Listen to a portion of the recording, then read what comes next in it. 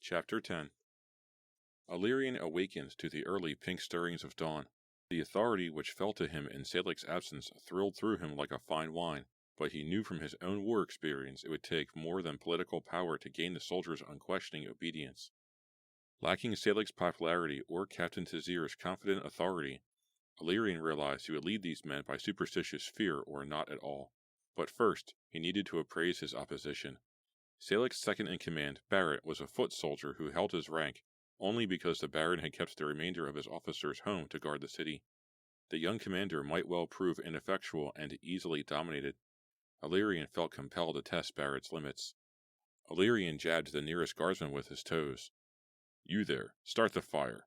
The soldier startled awake. He fixed sharp, dark eyes on Illyrian. "Start your own fire. I'm not your errand boy." Illyrian pretended to be infuriated by the man's insolence. He leaped to his feet. "You ignorant, dirt-eating peasant, who do you think you're talking to?" Illyrian's shout roused the camp. From behind him, a bass voice rang with challenge. "Stop it, Illyrian. The men are my charge until Salic's return." Illyrian whirled to face Barrett. He sat enmeshed in a dirty woolen blanket. Brown hair hugged his head in tight curls. A beard encased his jutting chin like foam. Carefully, Illyrian channeled his anger against the second-in-command. "Witless fool, I'm the ranking officer." "Ranking political officer," Barrett corrected. "I'm the ranking military officer. You hold an advisory position. For now, I lead the soldiers, and I can use or discard your designs as I see fit." Illyrian feigned raw fury, seeking to undermine Barrett's command. "You power-grabbing worm! Would you see more of our soldiers injured? Wasn't that fiasco at the cliff face enough for you? Political or military, I have far more war experience than you." Barrett freed his broad-boned frame from his covers. His face went wooden with offense. "Enough of this cat fight. We can settle our differences in solitude. Let the men have what little sleep remains to them." He snatched up his blanket and withdrew a short distance from the campsite. Illyrian stalked after him. He waited only until Barrett settled into position on the ground. "Advisor only? Faugh! I was part of this army while you still suckled your mother's breast." Barrett hesitated, apparently previously unaware of Illyrian's revelation. His demeanor went deadly calm. "You've overstepped your bounds. One more outburst, Illyrian, and I'll consider this mutiny." His fingers clamped about his sword hilt. "It's within my rights to slay you for treason." Bitter irony checked Illyrian's game. His expression went bland in recognition of temporary defeat. Suddenly, he cursed Barrett's strength, knowing he would need to dispose of both commanders before he could gain control of Salic's patrol. "Forgive me, Barrett. I spent too long in court, and grown accustomed to the servants there obeying my every whim." He sat beside the second-in-command and forced a tremor into his voice. "Salic's long absence has my nerves wound in coils. I'm sorry." Barrett accepted Illyrian's apology with an unconvinced grunt. He wrapped himself in his blanket again in an obvious attempt to recapture sleep. Illyrian remained awake, calculating, attentive to the distant whispered conjectures of the guardsmen. As the sun's edge gained the eastern horizon, their conversation died to snores. Beside Illyrian, Barrett's chest rose and fell in a heavy pattern of slumber. A sudden pulse of light blinded Illyrian. Surprise wrenched him backward. Barrett jarred awake. Before them, Mordath stood, his dark robes torn and dirty. One nail of his staff was neatly snapped off at its base. "Mordath?" Illyrian pressed toward the sorcerer, eager for news. "What happened?" Bitter scorn colored Mordath's reply. "I nearly killed myself covering your guards' incompetence. The fugitives are gone, mounted now. Hell's icy citadel will dance with flame before we ride them down again." Barrett ignored Mordath's blatant insult. His harried question revealed his own concerns. "Our men." Mordath turned indifferent eyes on Barrett. "The 3 survivors await our arrival at the camp." Barrett's sinews went taut. He climbed to his feet. "Salic?" he asked tentatively. Mordath made no attempt to soften the news. "The barbarian cut him down with a single stroke." Illyrian went tense with excitement. Baron's face crumbled to a mask of regret. "Agarin," the commander whispered. Mordath spoke through morning glare. "Swiftly now. Rouse the men. The ferry sails in 5 days, and we must make haste to Calmer port." "No." Grief wrenched the authority from Barrett's command. Salik's last order was to break the hunt and return to Cullensburg in the event of his death. A hiss of anger escaped Illyrian's lips. We must chase the barbarian until captured by the Baron's direct order. Now who suggests treason? Barrett's rebuke rattled with warning. I answer directly to Salik. His command has passed to me, and I will not go against his final order. Fury jangled against Illyrian's control. He hesitated, barely restraining his hatred. In the ensuing stillness of Illyrian's struggle, Mordath spoke with haughty assurance. Let them leave. They're dung beetles in a contest between lions. We're better off free of them. Barrett wisely held his tongue and headed toward camp to organize his men. Illyrian pulled Mordath aside. Charged with purpose, he addressed the sorcerer with impudent harshness. Has a single failure addled you? Your casual indifference will lose us an army. No great loss. Mordath shrugged. So far, Cullensburg's soldiers have served no other purpose than to get in my way. Illyrian's tone went deceptively soft. Not so. The sword strokes which took the lives of 3 soldiers would otherwise have been aimed at you. At worst, the effort it would take Moonbear and Aaron to hew through nearly 50 soldiers would buy time for your magics. At best, given the proper circumstances, you will discover the guardsmen are more than capable fighters. Apparently, Mordath's rash dismissal was the product of emotion, for his intentions were easily swayed. Fine, but how do you propose we convince Barrett? He seems determined. Illyrian's lips wreathed into a grin of cold purpose. Grimly he plotted, thoughts clustered like a cancer within him. With your help, I've no knowledge of sorceries. What abilities do you have at your disposal? Mordath frowned disapprovingly.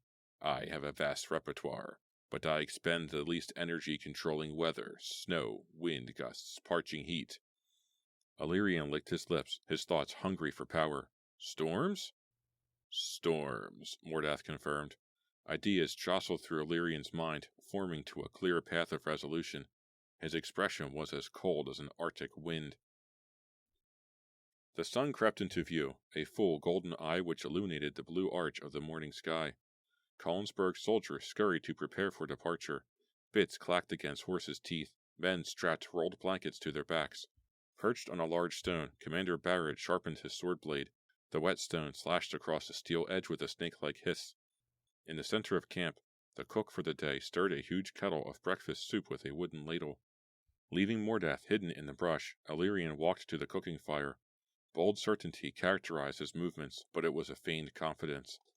Beneath his calm exterior, the nobleman felt twitchy as a rat. He knew only a drastic action would gain the soldier's interest. With a quick motion, Illyrian seized the spoon from the cook's hand, bashed it against the kettle with repetitive ringing strokes, and tossed it. The ladle flew in a wide arc, splattering soup across the nearest guardsman. It struck the ground and rolled, its surface coated with forest silt. Suddenly, Illyrian held every man's attention. The cook stood astounded, his mouth open and closing in silent outrage. Illyrian shouted over the angered protests of the soup-splashed guardsmen. Friends and warriors, I've a message from our lord, Baron Dietrich of Cullensburg. A murmur of grudging acceptance passed through the gathering. Barrett pocketed his whetstone, and his eyes followed the nobleman with dark mistrust. Illyrian continued, As you know, the Baron rules by the divine right of our gods, a Garin who supplies our gold and silver, Mardane who controls our births with the sun or moon and places a star for the soul of every brave man or woman who dies, and a host of lesser divinities who sanction his rule. Long live our Baron! From habit, the men repeated the platitude, Long live our Baron! They fidgeted, impatient with affairs of state. Illyrian focused his attention on Barrett. As you also know, Baron Dietrich sent us after a barbarian and a thief, with explicit orders to bring them home at any cost. Our brave captain Salik led us toward that goal, but those of you who noticed a new star in the heavens realized he lost his life to the Baron's cause. Head bowed, Illyrian worked sadness into his voice. May Mardane hold his soul as sacred. Horror etched many of the guardsmen's faces. Conversations broke out through the ranks, but Illyrian had gained their full attention, and an exuberant wave of the nobleman's hand silenced their talk. Illyrian's exposition gained a fevered determination. My friends, despite my deep and heartfelt grief, it has become my duty to inform you of a great wrong. Were he alive, Salik would still lead you to fulfill his promises to the Baron. but circumstance has left a coward in his place, a man who would abandon Salec's trust and convince you to return to Collinsburg empty-handed." Barrett sprang from his rock, sword clenched and fists white with anger. "You calculating bastard, I warned you." Illyrian's voice rang over Barrett's threats. "Warriors, your leader proposes treason." Barrett advanced. His curled brown hair clung damply to his temples. His sword was poised for a strike. "Enough, Illyrian. It is you who proposes treason. If I bring the Baron nothing else, I'll hand him your lying head." Illyrian backstepped, suddenly afraid. His prepared speech nearly caught on his dry tongue.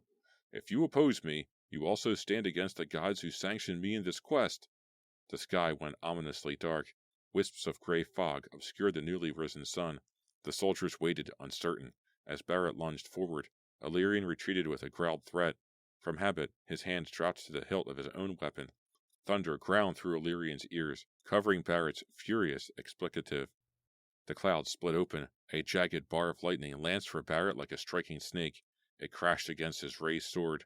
Energy pulsed through the commander, hurling him limp to the ground. Nothing in Mordath's description had prepared Illyrian for the grandeur of the sorcerer's attack. The force of the backlash toppled the nobleman. The odor of burnt flesh pinched his nostrils, and pinpoints of light slashed his face. Shock emptied his memory of the next step in his own plan. The guardsmen gawked in blank surprise. Blood-colored sparks cast an eerie red glow in their pale faces. Illyrian knew these men had never before witnessed even the simplest of Mordath's magics. To them, the furious assault from the heavens could only be attributed to an angry god. Illyrian used a few extra seconds his foreknowledge gained him to crawl to Barrett's side. He placed his fingers on the guardsman's neck.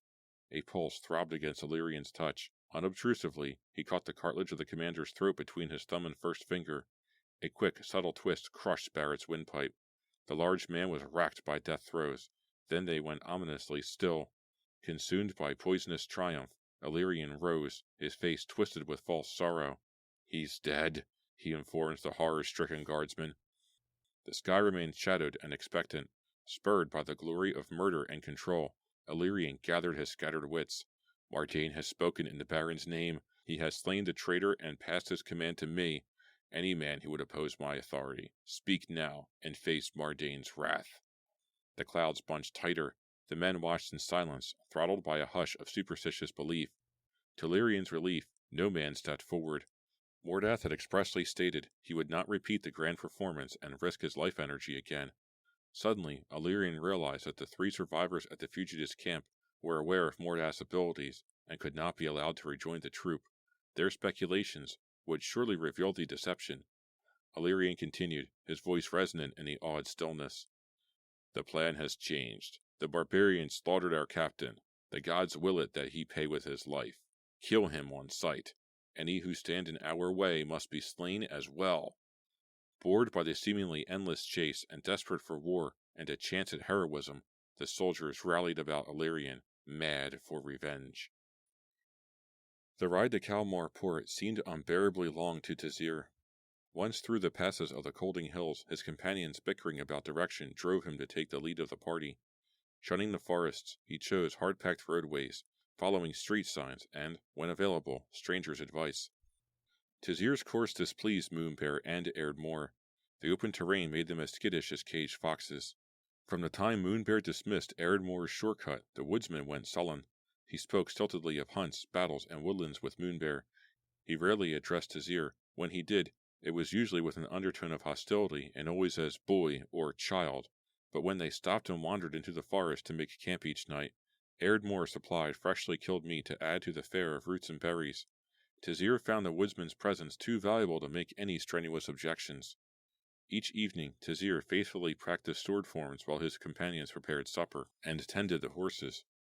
Without an instructor, he never quite knew whether he had performed the maneuvers correctly. His only feedback came on the second night of their journey.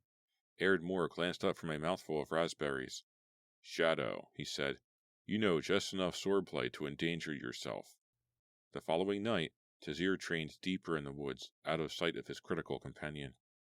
Despite its practical dangers, Tazir's strategy of using traveled pathways paid off. The 6-day trek to Port Kalmar through forest was condensed to a 3-day ride with no sight or sound of the Baron's army. At midday, still a half-day's walk from the town proper, the horse and cart traffic to the port city thickened. Huge, tarp-covered wagons jounced along the roadways, filled with goods bound for the Northlands. The three dusty travelers and their odd-looking steeds drew more than their share of stares from the merchants they passed. Moonbear seemed unusually cheerful. With this many merchants headed for Kalmar, the summer ferry has not cast off yet. Now, let us dispose of these beasts we are riding. My legs are aching. Tizir laughed, by now familiar with Moonbear's attempts to rid them of the horses, but this time he found a twisted logic in the suggestion. You do have a point. Some of these merchants may have come from the direction of Collinsburg. No need to draw more attention to ourselves with these glaringly ugly steeds. He dismounted and led his horse into the forest. His companions followed. Leaving the animals to graze on foliage, they continued on to the city on foot. Some distance further, the forest dwindled and disappeared, replaced by square-cut fields of wheat and beans, punctuated by clusters of blueberry bushes. Birds swarmed over the low, twisted shrubs, their beaks and talons smeared purple from the feast. Between the neat gardens sat hovels of wood, stone, and mud. As Tizir and his companions drew closer, the cottages became more densely packed, and the crops changed to potatoes, turnips, and beets. Tizir's dreams of beer and a warm bed inched closer to reality. The last desperate entreaties of merchants in the marketplace echoed through the graying streets. The sound cut through Tizir like a knife, bringing memories of his own stand and his carefully lettered promise, I can get anything. Attuned like a musician to the seller's boasts, Tizir felt comfortable within the confines of the city. Ardmore led Tizir and Moonbear along a crowded side road. If recollection serves me, there's an inn down this way.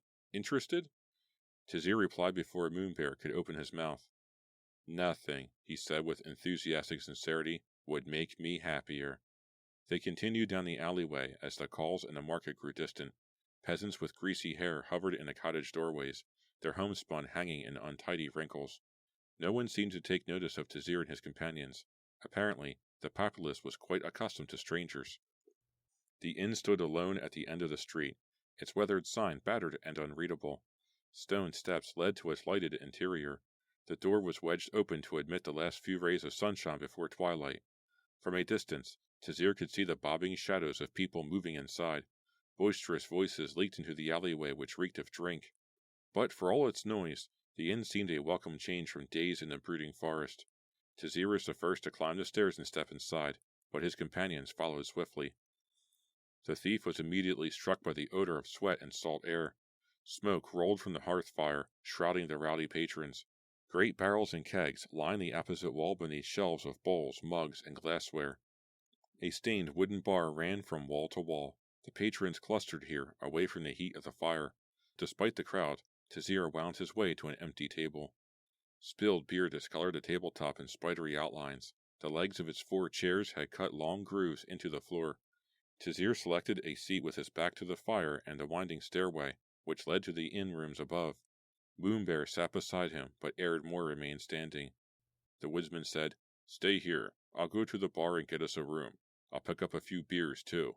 It'll give us something to sip until the help gets through this crowd to take our dinner order. He paused, looking sheepish. His voice acquired an embarrassed tone. Either of you have any money? Recalling the coins he had taken from Mordath, Tizir reached into his pocket. He flicked open the pouch and explored the contents with his fingers. The metal pieces sifted through his hand. He settled on a large, round coin with a central hole. From its size, Tizir guessed it was a copper. He flipped it onto the table.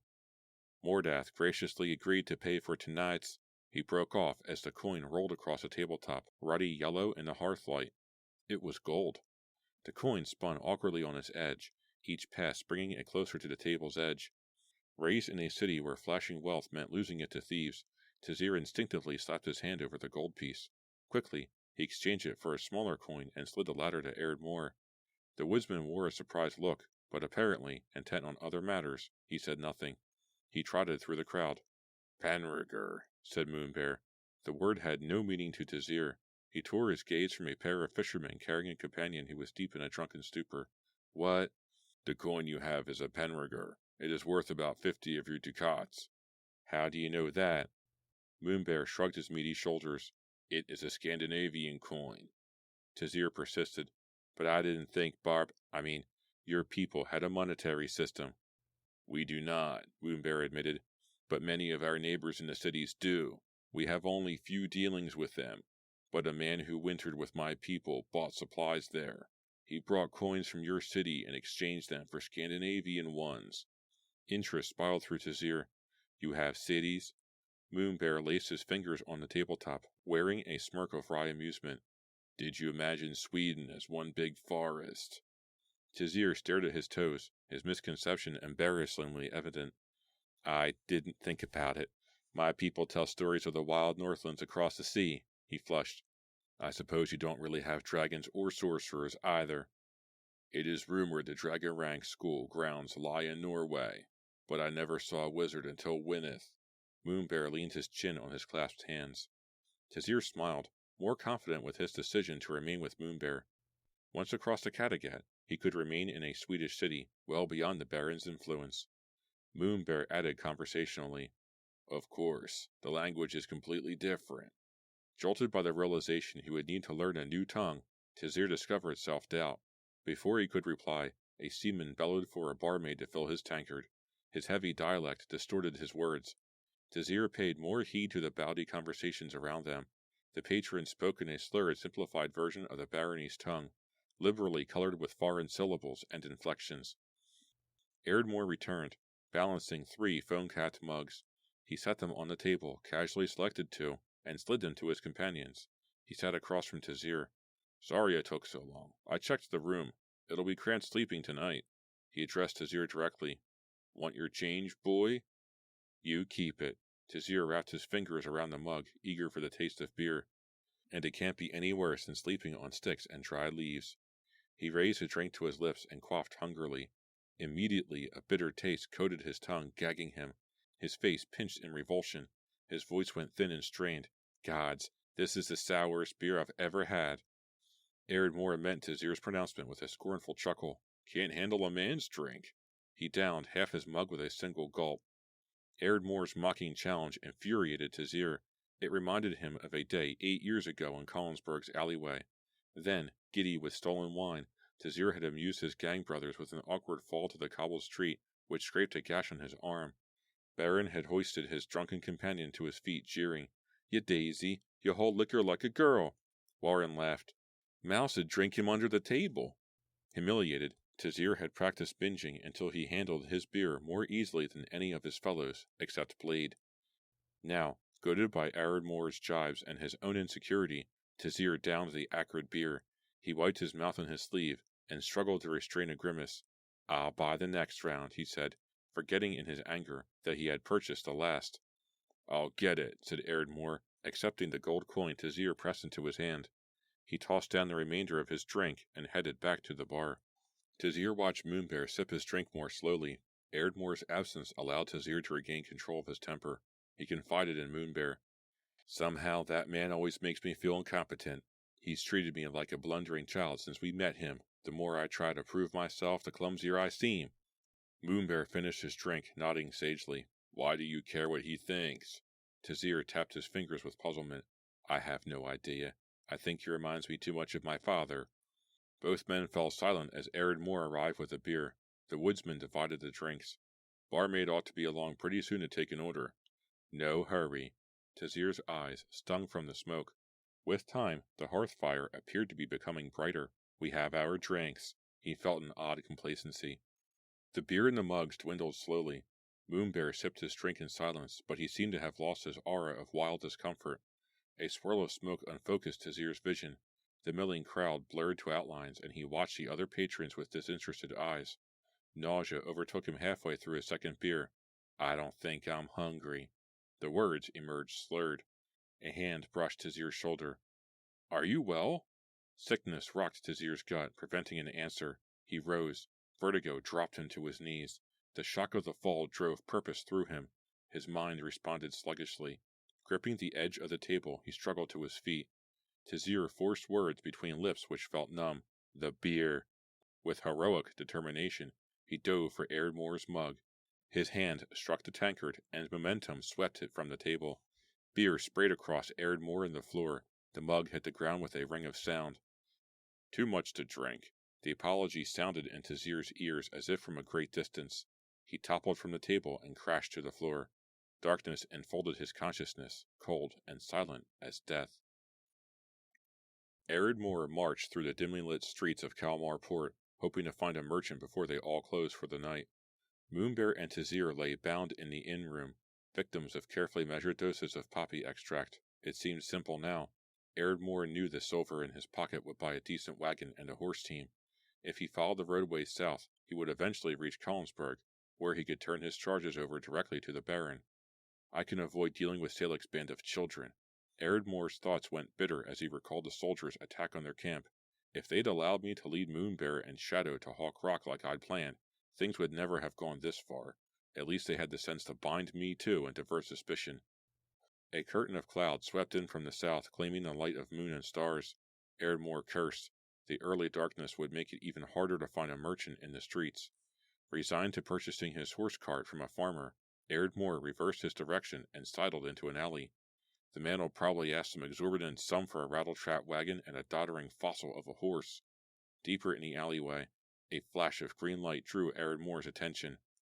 Rain trickled from the heavens, further irritating him. Through the haze, his eyes traced the outline of a man clutching his staff, his blonde cascade of hair visible even through the storm. Mordath, well, I'm glad you're here. I can get your gem. Mordath replied with a disdainful laugh. So can I, but I'll have your life first. He made a bold gesture. The rain gusted into opaque sheets. Lightning flared, splitting the sky like hellfire, then sped toward Ardmore. No, cried Ardmore in outraged disbelief. He grasped his sword hilt and charged Mordath. A discarded rag wrapped about his ankles, sprawling him. The lightning crashed to the ground before him with a roar of sound. White-hot sparks stung his face. Static crackled, raising every hair on his body. He struggled to his feet, struck blind by light. Mordath, stop, you idiot, we can talk. Mordath's curse bounced from the wallstones. Grimly aware he could not battle the Dragon Rank's magic alone, Ardmore whirled and ran. Booted footfalls pursued him. Sightless, he careened down the roadway. He groped the air before him, trying to map the streets in his memory. Gradually, Ardmore's vision returned. His running steps grew more confident. Wind rattled against the ancient windows in the few shops rich enough to have glass panes. Thunder shook the cobbled streets. Ardmore plunged into an alleyway. The looming bulk of the inn appeared before him. By the nearness of his tread, Mordath had already narrowed the gap between them. Ardmore sped toward the inn. To his relief, the door still stood open. He sprinted up the stone porch steps and plowed through the milling crowd, arms bent protectively before his face. His elbow drove into a fisherman's chest. The man staggered and clawed, bringing several others crashing down in a wheel of flailing limbs. Ardmore dodged aside. A hand seized his shirt, and a coarse blasphemy hissed into his ear. He twisted, still running. The fringe of his buckskins gave. Momentum carried him forward awkwardly. He jostled an arm. Wine splattered in a sticky stream down Ardmore's forearm. The glass shattered on the floor, and a heavy foot smashed it to powder. Ardmore gained the stairway, unable to sound out Mordath in the screamed cacophony beneath him. He took the stairs two at a time, fumbling in his pocket as he ran. His fingers muddled through silver to the key. Freeing it, he hurtled down the corridor and stopped before his room. Behind him, he heard the slam of feet on the stairway. He dared not look back. Jamming the key into the lock, he twisted. The panel yielded. Ardmore blustered within and slammed the door on his heels. Breath rasped through Ardmore's lungs. He took in the room at a glance. Moonbear and Tazir lay trussed on the floor, their eyes open and interested. The shadow climber had already managed to work his hands partially free. Anger tore through Ardmore at the thought of sacrificing his bounty, but he needed Moonbear's aid to fend off the sorcerer. Aware his companions could not know who drugged them, he covered the length of the chamber in 3 running steps. Something jarred the door. Ardmore drew his hunting knife and slit the ropes which held Moonbear. A more benign lightning from the storm flared across the scratched purple glass of the window. Light oozed like water beneath the door jamb. Suddenly, the panel sagged on its hinges, and Mordath's black-robed form filled the archway. Ardmore thrust a sword hilt into Moonbear's hand, and drew his own weapon as the sorcerer advanced. Ardmore lunged. Inches from Mordath's gut, the sword crashed against an invisible barrier, jolting the woodsman to the elbow. He finished the form from habit. He cut upward. Again his blade impacted something unseen. What in Khorana's hell? How can we hope to win this battle without knowledge of Mordath's powers? To Ardmore's left, Moonbear's strokes met the same resistance. Repeatedly, the swordsman's blades jangled against the solid form of Mordath's sorcery, seeking a flaw in the bunch's magics. Yet, despite his success, Mordath maintained a stance devoid of triumph, his face masked in hairy creases of concentration. He made no attempt to strike through his own spell nor to dodge Ardmore's enraged but ineffectual sword blows. After a time, Ardmore backstepped sword poised. Moonbear imitated his companion's retreat. Uncertain whether Mordath could hear through his barrier, Ardmore shouted in impotent rage, "You're safe now, wizard, but the moment you drop your guard, I'll kill you." A movement behind Mordath caught Ardmore's eye. A small figure flitted across the landing. Shadow! Realizing the thief had escaped through the windows, Ardmore tried to draw Mordath's attention with another futile cut against the invisible shield. Suddenly, Mordath recoiled, his head twisted toward Tazir. Ardmore sprang. This time, his lunge met no resistance. The stone in the sorcerer's staff winked, scattering green highlights through the corridor. Mordath disappeared. Ardmore's sword sliced the air where he had stood. "Hey!" Tazir cringed away from Ardmore's frenzied onslaught. "I'm a friend." Ardmore swore for a full minute. When he finished, Tazir caught his forearm reassuringly. "At least he's gone for now. Thanks for freeing us." Ardmore grumbled. "Sure." He realized, with some satisfaction, that Tazir believed Mordath had poisoned the drinks. Seeking to reinforce the misconception, Ardmore continued, "And thanks to you, your quick action saved me from taking much of the beer too." A grin split Tazir's face, but he seemed pleased by the praise. But just as suddenly, his smile wilted. "Friends," said the Shadow Climber, surveying the wreckage from the landing, "I don't think we're welcome in this inn any longer."